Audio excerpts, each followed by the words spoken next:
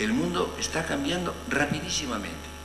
Yo personalmente mucho menos, lo confieso, pero casi todo el mundo ha cambiado totalmente. Hasta hace muy poco tiempo los hombres estaban rodeados de cosas, y manejaban cosas, lo cual tiene una consecuencia muy peligrosa, que es que las mentes también estaban llenas de cosas y no se pensaba casi más que en cosas. Pero ahora no son ni siquiera cosas, porque el hombre está rodeado de signos, de esas realidades que se llaman virtuales, que nadie sabe muy bien qué quiere decir. Entonces está rodeado de objetos. Se va, se viene, se habla, se dialoga, se compra, se vende, se conspira, todo se hace con ordenadores y con todo tipo de aparatos modernísimos, recién inventados. Se habla de que el hombre por lo visto en algunos tiempos prehistóricos se ha dicho que tenía rabo, yo no lo sé, y lo perdió. Ahora hay otra mutación, que es que al hombre le ha salido una pantallita.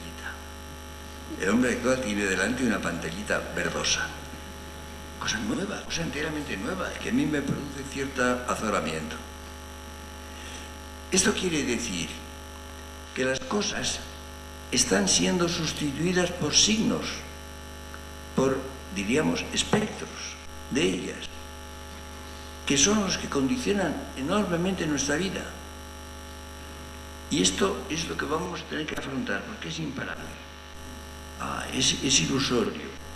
Yo me resisto en todo lo posible, entre otras razones porque soy muy viejo. Y creo que leer es sentarse en una butaca con un libro en la mano e ir pasando las páginas.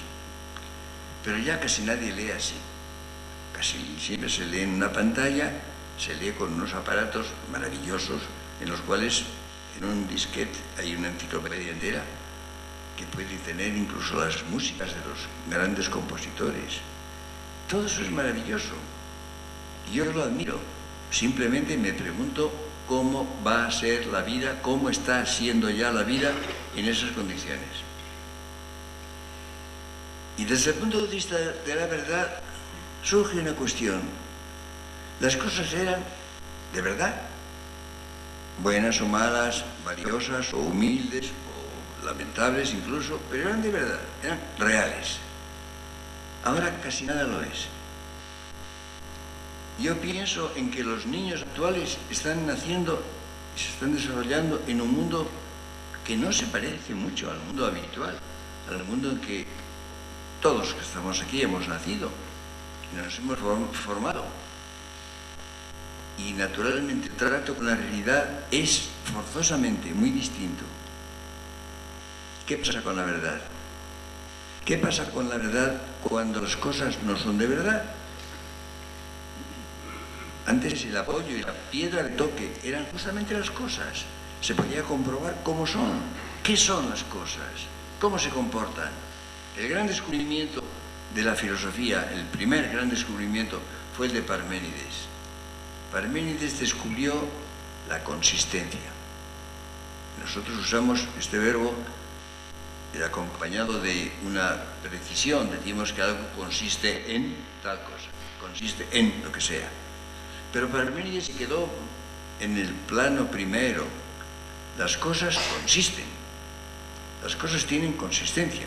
Consisten, son y no son, dice, son algo. Esto lo llevó al eleatismo, a la inmovilidad, a la creencia de que la realidad elude el cambio.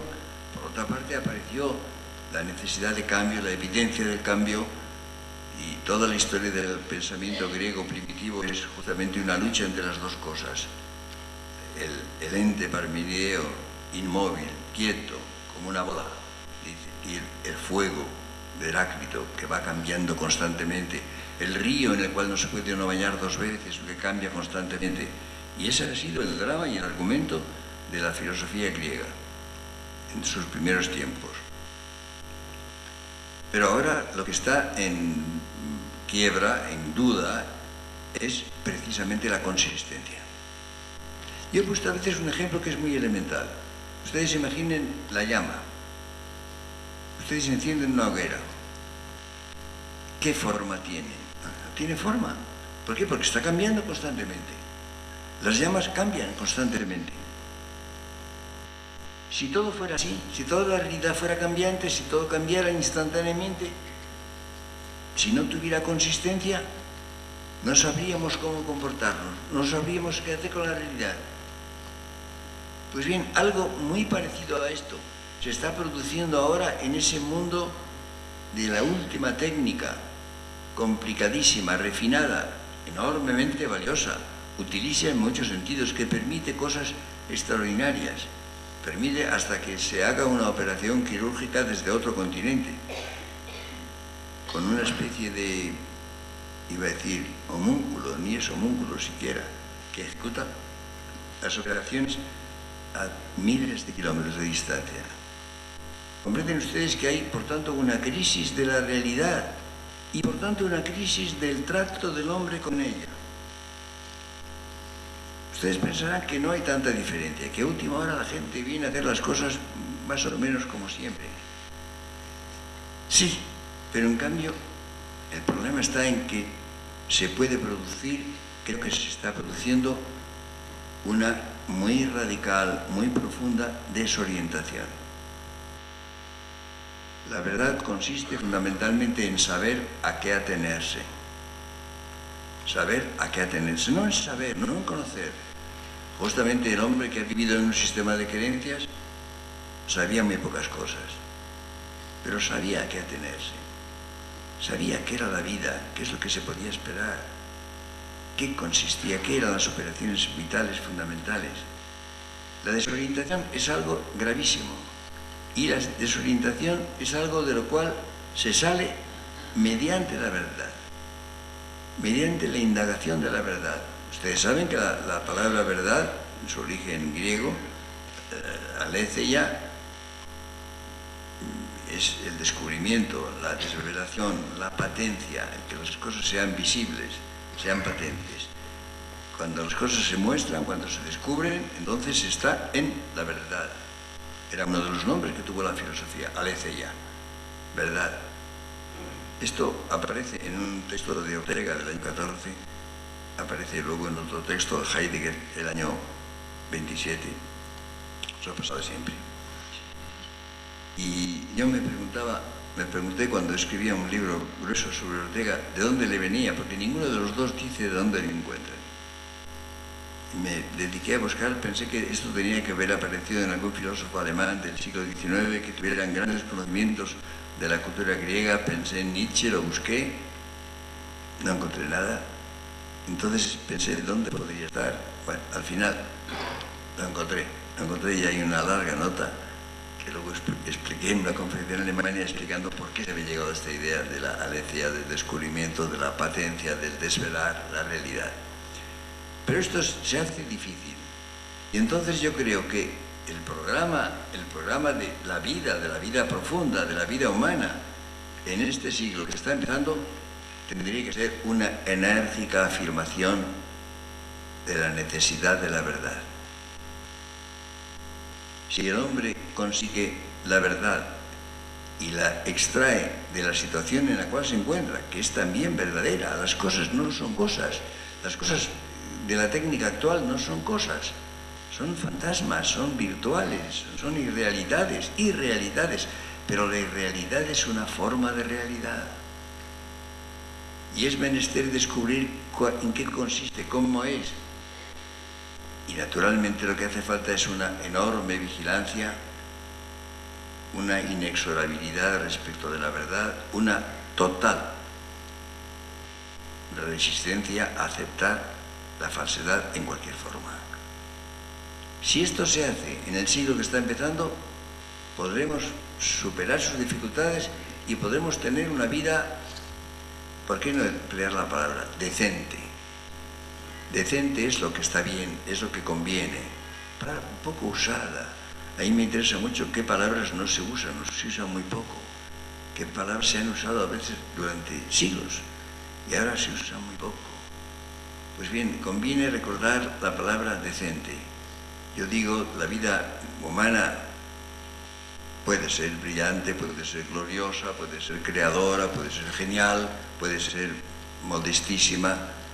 Lo que hay que procurar es que sea decente. Si quieren ustedes, presentable. una vida de la cual no tenga uno por qué avergonzarse, que se pueda simplemente presentar con la última modestia. Pues bien, esto naturalmente quiere decir una vida auténtica, una vida verdadera.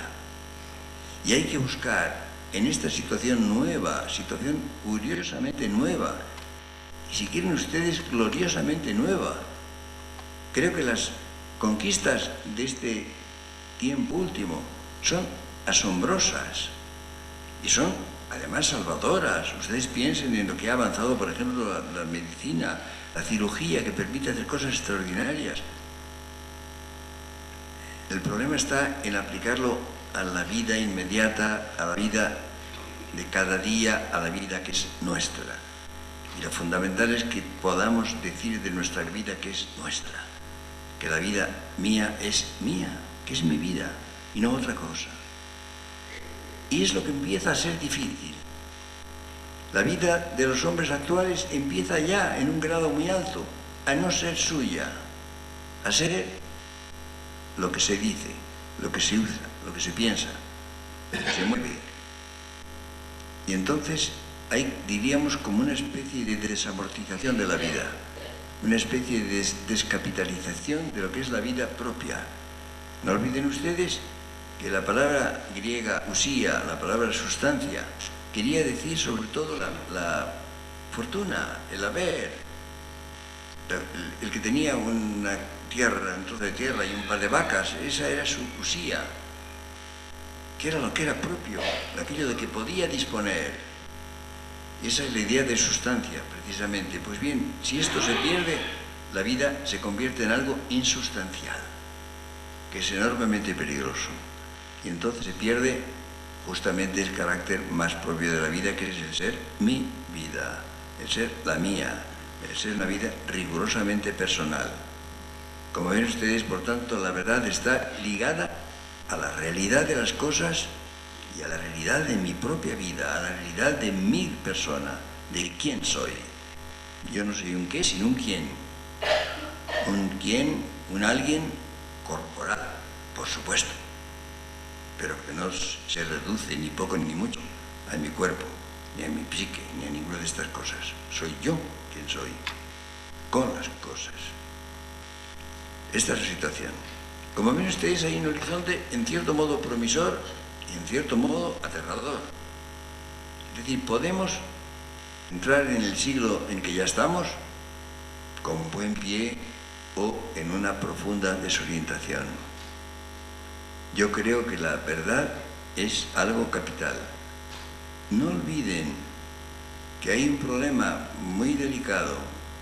Yo tengo sospechas de que Europa empezó a entrar hace 40 años o cosas así, en una primera decadencia. Ha habido decadencias, muchas decadencias, que a veces han durado unos años, a veces han durado siglos. Ustedes piensen, después de la caída del Imperio Romano, hubo 4 siglos, por lo menos, de decadencia. Se entra en ellas, ¿cómo se sale de ellas? Yo creo que una de las vías de salida, de superación de las posibles crisis, es justamente la implacabilidad de la verdad, la afirmación, la búsqueda de la verdad y la afirmación de ella sin descanso, sin cesiones, sin abandonos. Esto me parece capital. Y, por supuesto, si ustedes han visto el programa de este curso, verán que la conferencia con la cual, si Dios me da vida y un poco de voz, podré terminarlo, trata de la libertad. La conexión entre la verdad y la libertad, bueno, el Evangelio dice la verdad os hará libres. Es una de las mayores verdades y más profundas que se han dicho. La verdad nos hace libres. La mentira nos esclaviza. No ya el error. El error es patrimonio del hombre. En error vivimos todos, más o menos, en diferentes dosis. La mentira no. La mentira es el error voluntario, deliberado, destructor, corrosivo.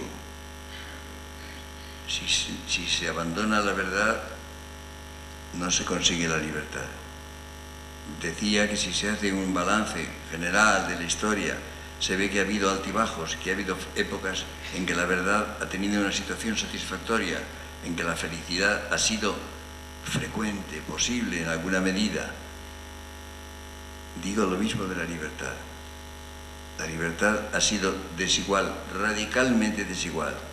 Ha habido épocas en que se ha gozado de libertad altísima, otras épocas en que se ha gozado de una falta total de libertad. Piensen ustedes que hay situaciones, piensen en nuestros alrededores, en el mundo próximo que nos rodea, hay situaciones en las cuales no se puede casi vivir, la gente no puede hablar, no tiene ese maravilloso concepto que en español se llama holgura, poder hacer las cosas, poder vivir con espontaneidad, poder decir lo que se piensa y poder pensar. Hay zonas de la realidad en las cuales esto no es posible, no se puede hacer, resultan asfixiantes. Esto puede ser algo acotado, limitado, superable, pero puede no serlo. Puede extenderse, puede ampliarse, puede envolver países enteros, incluso quizá la humanidad entera podría ocurrir así. Esto me parece el gran peligro, y entonces lo que está en juego, lo veremos también al final de este curso, si podemos, es justamente la libertad, que es la condición misma de la vida humana. La vida humana consiste justamente en la libertad de cada uno. Mi vida no está hecha, tengo que hacerla yo, tengo que elegirla, tengo que decidirla. Para poder hacerlo necesito conocer la verdad de las cosas, la verdad mía, la verdad de mis proyectos. ¿Qué es lo que verdaderamente quiero? ¿Qué es lo que verdaderamente pretendo? ¿Qué es lo que me puede justamente satisfacer, incluso ser feliz? Si esto se oscurece, si esto se olvida, si el hombre, para decirlo en pocas palabras, si el hombre olvida que es persona, no cosa, persona, y vive como tal, entonces carece de verdad, de la verdad de las cosas, que es problemática, y de la libertad que es necesaria para vivir. Muchas gracias.